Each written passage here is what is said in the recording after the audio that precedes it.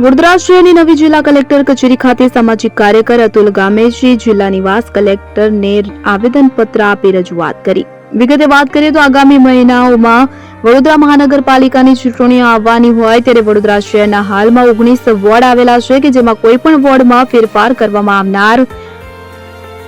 હોય અથવા તો ફેરફાર કરેલ હોય તો વહેલી તકે વડોદરા શહેરની જનતા સમક્ષ નકશા સાથે મતદારોના વિસ્તારો કયા કયા વોર્ડમાં ગયા છે કે જેની જાહેરાત કરવાથી મતદારોને પણ જાણકારી મળશે। સાથે જે નાગરિકો પોતાના વોર્ડમાં મહેનત કરે છે અને જો વોર્ડ બદલાઈ જાય અથવા તો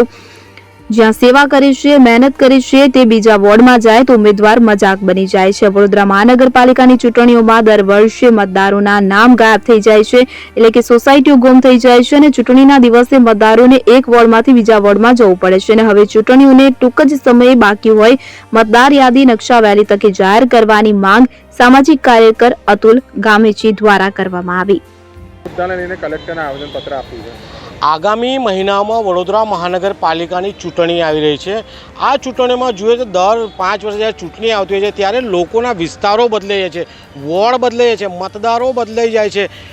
સોસાયટીઓ આખી ઉડી જાય છે અને હવે જ્યારે 2-4 મહિના ઇલેક્શનના બાકી છે, ચૂંટણીના બાકી છે ત્યારે વડોદરા શહેરના કલેક્ટર સાહેબને આવેદનપત્ર પાઠવ્યું છે અને એમાં જણાવ્યું છે કે વહેલામાં વહેલી તકે મતદાર યાદી બહાર પાડે, નકશા બહાર પાડે, કયા વોર્ડમાં વિભાજન થયું છે તેની પણ જાણકારી આપે, જેથી કરીને વડોદરા શહેરનો મતદાર, વડોદરા શહેરનો કોઈ ઉમેદવાર પોતે જોઈ શકે કે પોતાના વોર્ડનું ક્યાંય વિભાજન તો નથી થયું, પોતાના વોર્ડની સોસાયટી તો નથી કપાઈ ગઈ। મતદારો પણ જોઈ શકે કે મારે ક્યાં મતદાન કરવાનું છે, હું